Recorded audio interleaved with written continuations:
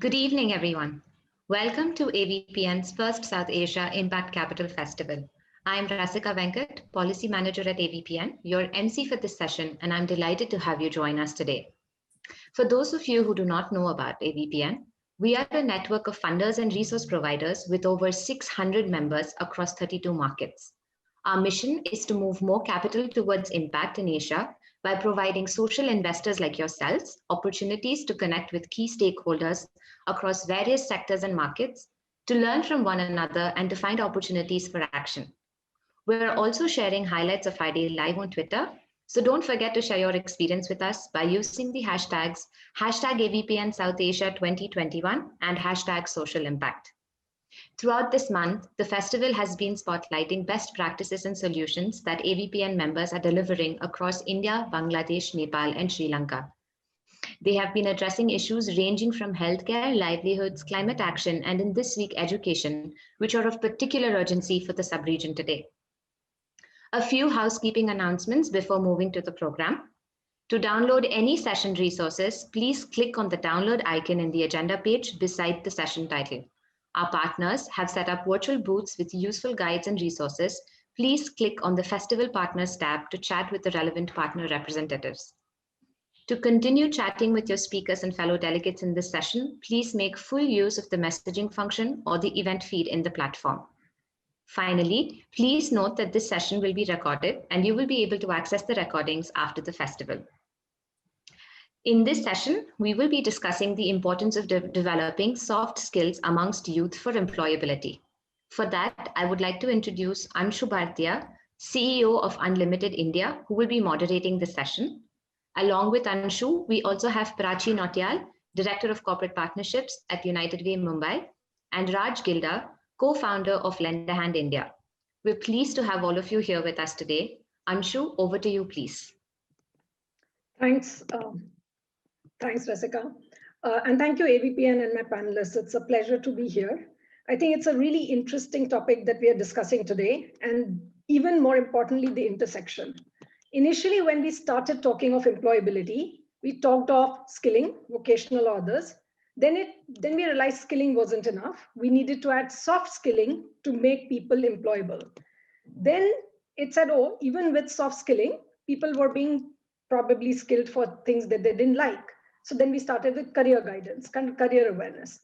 And there was also along this whole focus on entrepreneurship coming along, but they were all separate silos. There was no intersection between them, largely give and take. The question also started becoming, how effective are these? What was a post-school activity? There was also a movement to making it more, going backwards into school, saying, can we start early? So there is more awareness and conscious choices being made along the way, and people take up the right courses as works for their environment. So that also started. And I think now there has been this whole conversation of getting them all together, of saying, how do they intersect? Can we link employability, and entrepreneurship is also seen as a part of employability and not a separate activity. So with that, Prachi, I wanted to ask, because you do a lot of projects as United Way, you're leading projects from the front, you've also fund organizations which are doing very interesting work. So your question is, are there any good examples from the ground where entrepreneurship has been integrated in curriculum as one of the streams for income generation, instead of only preparing students with the thing of getting a job, right? Otherwise, employment is always only linked to a job which will pay consistently. Prachi. Thank you, Anshu. Thank you, AVPN. So I think I'm going to begin with the point that you just made, Anshu, about skilling, entrepreneurship, soft skilling, and life skills, etc. All of these being silos. And when we speak about foundational skills, especially foundational skills in schools, there was a time all of this was relegated, and especially in the case of soft skills, were being relegated to after school hours or preschool hours.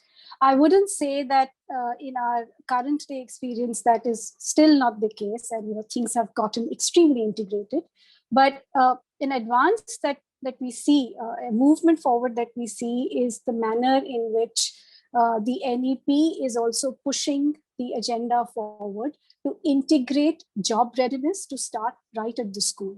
And I think that is the point at which we find commonality among projects that are being run in the school that show us the best practices of this area. Mostly speaking, all of the projects are starting early, so there is really no young age at which children can actually begin to engage on the dialogue of what is future employability for them. There may be very little difference between an entrepreneurship and an employability preparedness as for a young child or a middle school student in school, because it pretty much sort of follows the very coincidental paths until it comes to a point where the student has to make a choice for future careers. But essentially, a lot of these projects, entirely all of them rather, are invested in creating opportunities for children to experiment. They are giving the opportunity for children to do hands-on work, which is the vocational element that is giving them the flavor, especially in their middle school. But even before the middle school sets in, it is the integration of physical, of creativity, intellectual, and problem solving, which is being encouraged in the school. And that is really what we are calling as holistic life skills curriculum. A lot of the organizations spread across the country are actually achieving scale by introducing this program as part of blended learning in schools. And when this blended learning sort of moves forward beyond of the middle school years, what we are actually seeing is a better actualization of the vocational skills.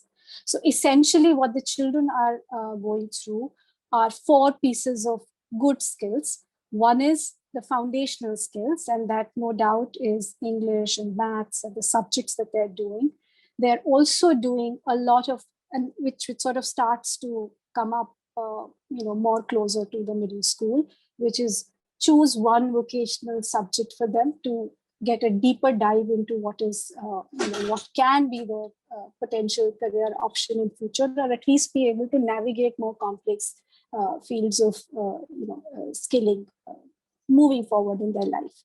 The third is the soft skilling, which is the typical soft skilling of having good proficiency in skills for future that includes basic computers, language skills, language of the jobs that we use, and which is English for most of us, and then moving forward into some amount of job readiness and career counseling guidance that is being given. All of these programs are completely integrated into the school curriculum per se. So therefore, the curriculum as it is being practiced in the schools across these states where they are getting implemented, the children have dedicated classes within their schedules where they're actually engaging in this area. What has been the impact? And a lot of these programs are not projects that are kind of living very short cycles, because a project of this nature cannot essentially assume to have a very short life for it to be able to show impact for itself. But over the course of 2 years and 3 years, mid-course of the project, what this is translating is in indicators for better gender parity in the job choices that children are making. It is actually resulting in better retention in schools, in the school education, and it is enabling children to move forward as more aware about the future choices that they would take in any vocational or in their higher education courses. So that essentially is limiting oneself to this one area of what it does in schools. Beyond of schools, of course, soft skills, it cannot be undermined in its position, and the organizations that are actually enabling skilling programs more so now have moved on from being let's say skilling providers, training providers, to actually being enablers. And part of the school life experience is actually enabling these experiences for our children to be able to navigate it for themselves. It's amazing. When you said that there's more retention in schools, we were talking to an entrepreneur of ours who's teaching coding in Ahmedabad. And the schools, that was the first reaction. First of all, underprivileged kids getting access to coding, just their whole engagement with the school curriculum has changed dramatically. Now they're more interested in science and math, were things which they were staying away from. So I completely hear you. Is there any one state or two states where you feel Prachi had been more progressive? And if I wanted to know more about this, where could I go? Is there an organization I can talk to? Who would I talk to know more about this integration? There are actually many organizations. I'm based out of Mumbai. Salam, Bombay is actually doing fantastic work. Lend a Hand India, we want to hear more from Raj, so listening to him later. It's absolutely stellar work in this area. And the reason that their work actually stands out is for the extensive reach, the impact that they have managed to create over, an extensive outreach that is enabled. And that is only possible if one is able to engage further with the government, build those systems, in public-private partnerships, and that then extends forward. In Bangalore, there's a lot of good work happening. There's an organization by the name of Makala Jagriti, working in over, I think, about 50 odd schools in that area. There's Quest Alliance, there's Dream a Dream Foundation. Katha in Delhi has been doing fantastic, fabulous work in the lab school itself. And of course, they're working with very many Delhi schools as well. So these are some names, that come to one's mind. And there's surely many more. Yeah, so I think even the viewers who want to know more can also reach out to you directly to know some connections. And with that, Raj, since Prachi has already mentioned that Lahi is one of the organizations which is deeply respected, you have, I think, as a scale goes, at least I'm biased, I'm also your friend. I think you have the maximum outreach across all states to set up vocational centers. And so, just quickly would love to know, how do these training vocational centers in school lend to employability and entrepreneurship? If you have any instances of seeing that, and then I'll come back on NEP also, which Prachi touched upon. Sure. So thank you. And first of all, I owe a box of chocolate to Prachi for mentioning Lend a Hand India. So thank you. And secondly, I would like to mention, the organization which Anshu just referred to, the Ahmedabad coding. His name is Irfan Lalani, and he runs an organization Code to Enhance Learning. All of you who are here must look him up, Irfan Lalani from Code to Enhance Learning. So I think Lend a Hand India has been at it for the last 12, 13 years now, since 2008-9. And I would say the biggest impact which has been, and our main focus has been to introduce skill education as part of the mainstream curriculum in the 9th to 12th grade as one core subject, is that back in 2008-9, we had to sell skill education. We had to sell vocational education to the parents, to the school administration, to the policymakers, and everybody. And what you have seen now, 12 years now, back in 2021, that I don't have to sell skill education anymore, which I think, that mindset shift which has happened is very, very critical. More so because we also need to look at vocational education as applied learning, because normally, especially in the schools, when we speak about vocational education, it is as much about learning or education as about livelihood and employment and job and otherwise, right, in that. And how do we take the conversation forward that it is applied learning too, right, in that. So that is going to be our actually endeavor going forward to look at it. And that will also break this whole myth, not myth, but perception around vocational, that it is for somebody else's son or daughter, right? My maid's son or my servant's daughter should do that. And somebody who is not good at academically good or somebody poor, it's only for them, but not for the sort of elite kids also, other students as well. So how do we look at that? So that's our going to be our focus going forward now. And if I can just quote an example of simply say you are learning carpentry in a very elite school, but I can present the entire learning carpentry of making a table into a different way altogether. The design of your table Back in Mughal days, you would have a round table. Now you'll have a black square table, right? So that's a history, how the people's test have evolved and their utility has evolved. I would say that if you're making a table in Kerala versus making a table in Maharashtra, and even within Maharashtra, within Pune to Nagpur, you may choose a different wood altogether, to do that. Or so that is a geography there. In order to preserve the shining and all, you're going to apply some chemical, the polish. So that's a chemistry, which one I apply, the eco-friendliness of that. If I don't take care of center of gravity, which we learn in physics, your table will not stand on its legs, right? That is center of gravity there.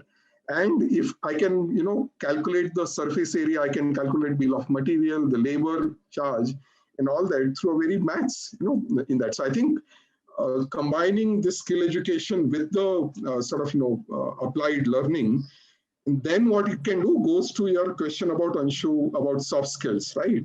In that, because today it is machine learning, tomorrow it will be artificial intelligence, day after it will be blockchain. We can't keep running behind these things, keep chasing these things. How do we make students learning to learn is the question, right? And in which takes care of the teamwork. How do I work with the girl students? How the boys will work with the girl students? How do I make with more with less?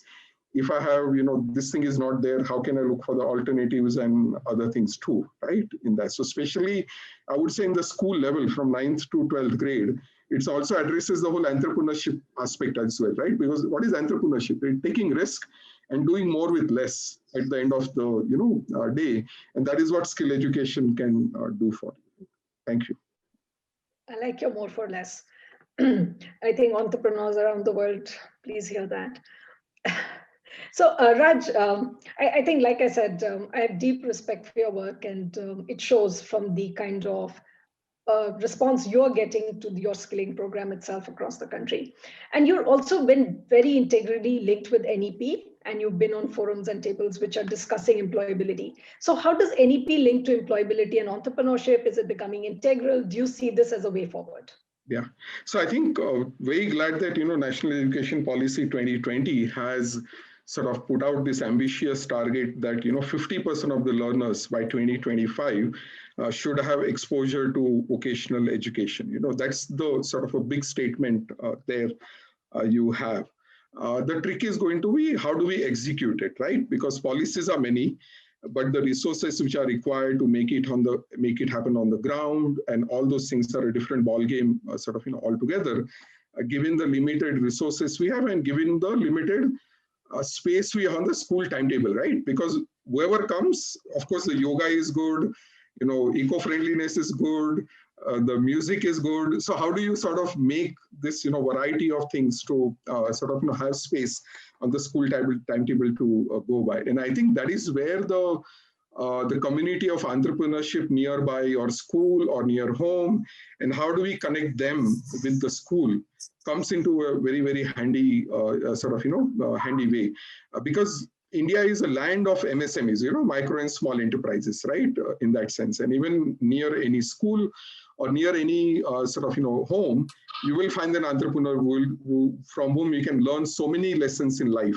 I keep saying that you really don't need to go to a business school to learn the principle of retail, in that. Even if you go to a vendor or, the vegetable vendor sitting next to your home in a school, she knows that in the morning she can charge more, in the evening she has to charge less because the, sabji will go bad. So that's the price dynamics for you, right? She knows how to make, the product bundling, 10 chilies and 5 bangan and this and that, and sell it to you. So that's your product mix. She knows that when somebody like Raj Gilda Buddhu shows up, she will charge me double, right? As compared to Anshu, whom she cannot get away with, charging double, right? So that's your customer identification and knowing what is done, right? So I think it's up to us, to the sort of organizations working in the field and otherwise, to make sure that how do we utilize such commonly available resources near the school, within the school, and in the community, and apply those principles on that, front, right? In fact, there is a YouTube video by Dr. Raghuraman who says 32-minute MBA. And I'll highly, you guys should search on that, called 32-minute MBA. And it literally walks through that how within 32 minutes, you can learn an MBA through all the small and micro enterprise that we see around the world, right, or around in India. So I think what is going to be critical with national education policy execution is that how do we apply such commonsensical solution so that each and every remotest corner can have it, right? Because this is not about some school in Pune or Mumbai or Delhi, which will have all the resources, but how do we reach the, the remotest corner where the trainers may not be that trained, right? And all that. And how do I make the use of the things which are available with me? In fact, we've introduced now, Lend a Hand has introduced internships as part of the curriculum, where in the 11th and 12th grade, our interns, our students are working with smaller micro enterprise near the school for 80 hours, 80 plus hours, and learning from that has been phenomenal, and no labs required, no trainer required in the school. It is all done by the small, and micro enterprise teaching these skills. So something like those kind of innovations will be needed, and I hope that as the states are forming the state curriculum framework, as SCF and NCF is going to be the next step to implement the education policy, such kind of common innovation are, given the legalities to make it big. Thank you. That's really interesting, Raj. I think internship for us is always the structured program which you put people in a manufacturing or a corporate, right? I think I love this idea of yours of internship within micro and small entrepreneurship.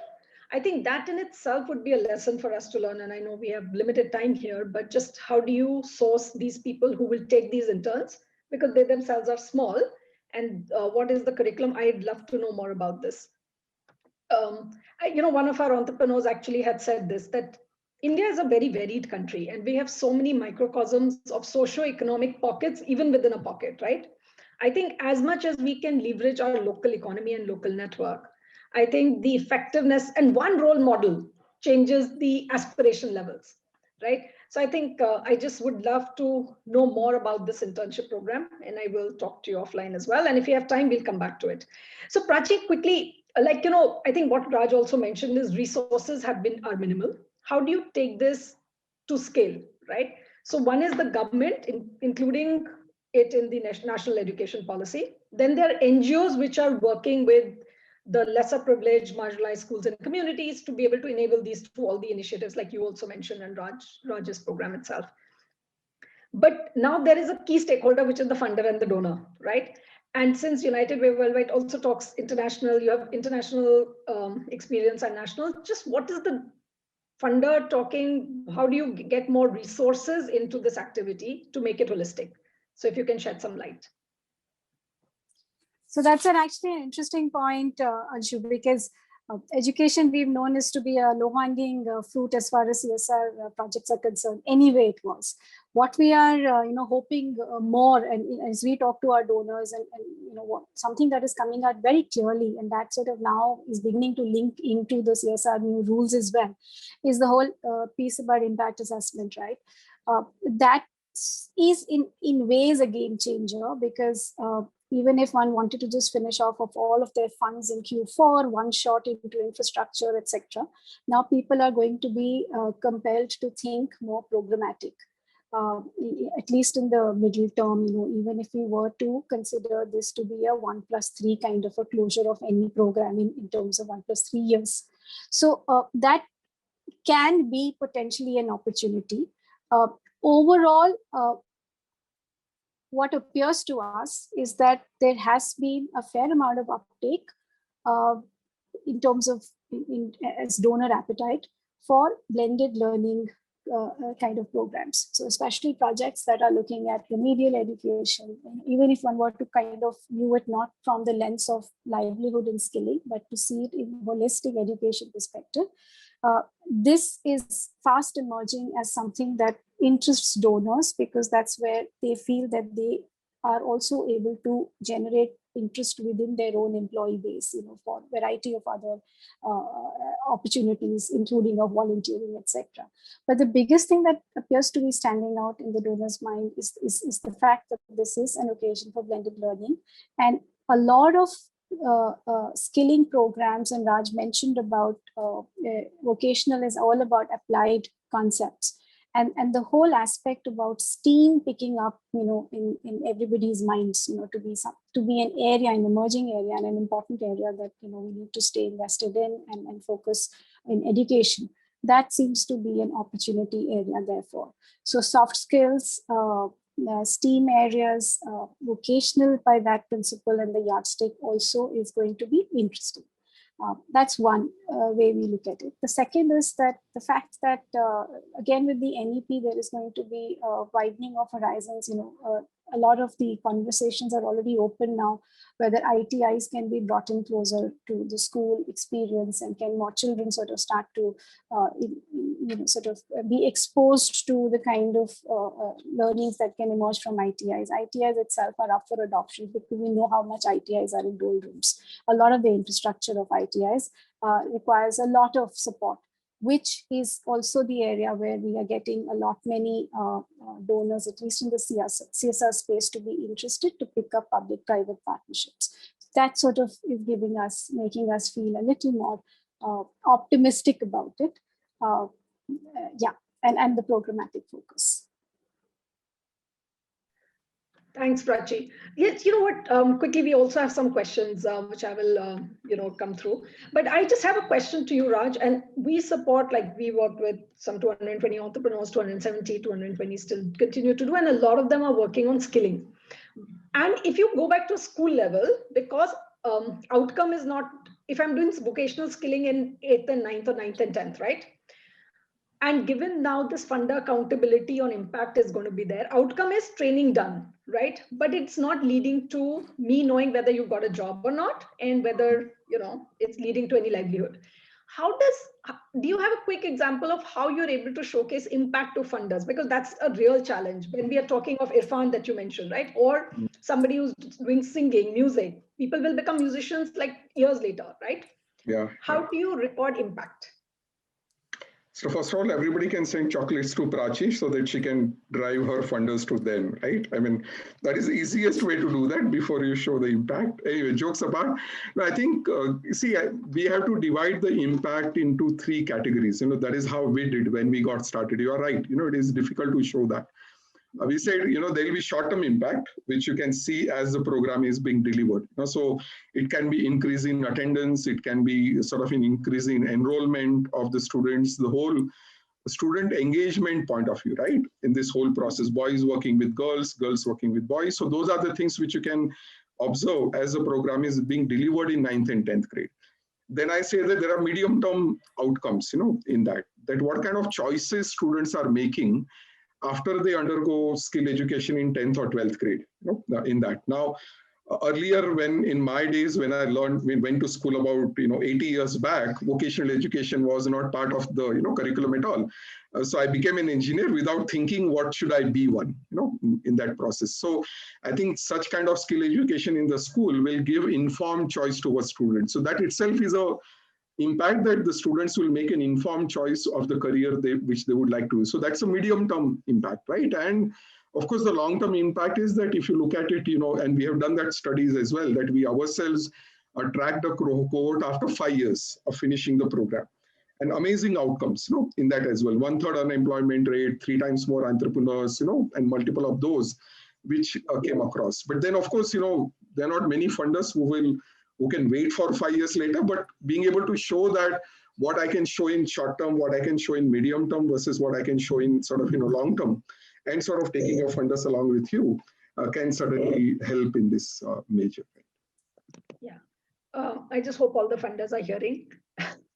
I have vested interest given that our entrepreneurs struggle with raising money. So yeah, quickly going on to a question, and Raj or Prachi, either if you could take it. The fact that schools aren't working currently, and hence how do you deliver, and more the conversation, because vocational is so hands-on by design. What have been the challenges, and how do you see the practical reality if schools continue to stay closed? Yeah. So if I can jump in here, you are very right. It's right that you can't learn swimming by watching YouTube videos. You have to jump into the water. So it's very true in case of skill education too. And we actually launched a program called Skills at Home, which actually uses the limited tools and equipment which you might be available at home, and how do you sort of apply your skilling to that. So even your kitchen has chakli banate hain English Maharashtra mein, so that's a pressing operation, right?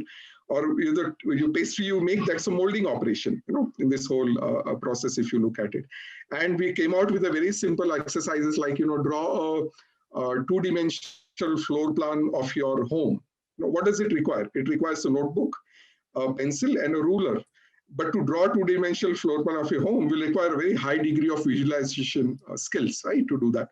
So that is one thing which we did. Secondly, we also used extensively the freeconferencecall.com. So the combination of freeconferencecall.com, YouTube, then Google Forms, combining with video bank of YouTube videos is what we used in order to keep it going. And what we saw was that in the process, the parents also got involved, the younger sister also got involved, the younger brother also got involved, and we actually included in our exercise that as a part of this exercise, you are supposed to recruit your younger brother or sister in this experiment, and in the evening, you will present to your parents what you did.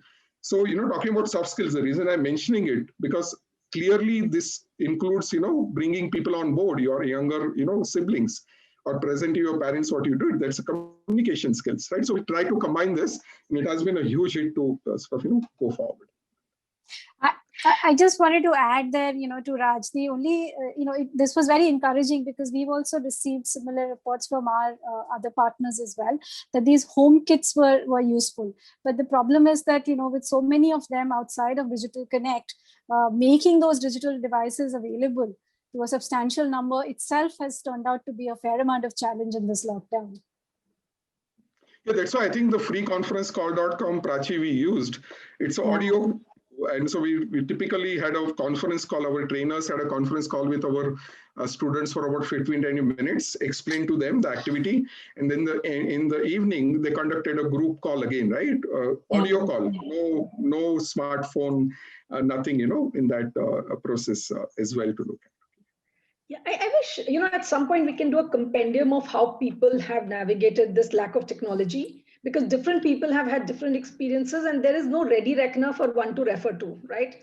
Like you said, somewhere's the smartphone, there's no phone connectivity or then access to the phone for limited time. So I like your idea of 15-minute videos, otherwise we're all looking at longer things. So even one of our entrepreneurs, Mukamar, is teaching physical strength to be able to, self-defense and hence say no to sexual abuse. So yeah, they realized that, girls weren't getting enough time. So they made it into smaller videos of 5 minutes each or 3 minutes each, where they can do at least physical fitness activities. So yeah, I would love it if, we can create, Raj, maybe as a project, start putting some best practices out there. There's a very interesting question, which I definitely want to do. What is the scope of introducing innovative financing within driving soft skills in school space? There is a focus on student outcomes with regard to innovative financing. Is there anything which is being done for students to take this on with some innovative financing for them? Any examples internationally or nationally that you've seen? So internationally, actually, we have just participated in a bid in Rwanda and Tanzania, where such innovative financing, which is social, we can call it social impact bonds and otherwise too. How do we connect the two, between the two, the soft skills which are gained by students? And actually, it goes one step further, that it is actually funding the private institutions which are providing those, such soft skills training to the students. So in India, I think we have had conversations, but nothing has been, on the concluding stage yet. In that, maybe I can take Prachi's help here. No, I think Center for Civil Society was actually planning or doing some work in this direction, which is to create, if I remember this correctly, that there were some vouchers that, system that could be developed so that if a child is able to successfully finish it, then it is the institution that actually gets funded for it. So as that comes to mind immediately. Awesome. I'm getting pings. We are kind of out of time. I think this was very interesting. We still have some questions, so I'm really sorry for not being able to address them. But you can connect with Raj, Prachi, or myself on via LinkedIn. We'll be happy to address any unanswered questions. So thank you, Raj. Thank you, Prachi. Do you have? I think maybe we have a few seconds left. Any last one word that you'd want to share with people listening on employability and entrepreneurship? I have a phrase called dignity of labor. If you start practicing that, it will resolve many of the issues that we have. Lovely. Prachi? So just in the same vein, I hear, I forget, I see, I remember, I do, I understand. So I think that's the spirit. Lovely. And I think for me, entrepreneurship is an exciting journey. It's scary, risk-taking, but it has its rewards. So with that, thank you so much. Thanks AVPN for hosting us. Thanks Raj and Prachi for an excellent conversation. And thank you, Anshu, for moderating a wonderful session. And thank you to our speakers as well. We have now come to the end of this session. The session was made possible with the kind support of our festival partners, Bill and Melinda Gates Foundation, Sesame Workshop India, the Rockefeller Foundation, COVID Action Collab, VNV Advisory Services, the British Asian Trust, WPP India Foundation, Catalyst Management Services Private Limited, and Satwa. To continue chatting with your speakers and fellow delegates in this session, please make full use of the messaging and meeting function of our festival platform. Do share your highlights of this session on social media and remember to tag us using the hashtag AVPN South Asia 2021 and hashtag social impact. Up next, the session on investing in girls' education and youth empowerment for ending child marriage in South Asia will be starting shortly. Thank you, and please enjoy the rest of the festival.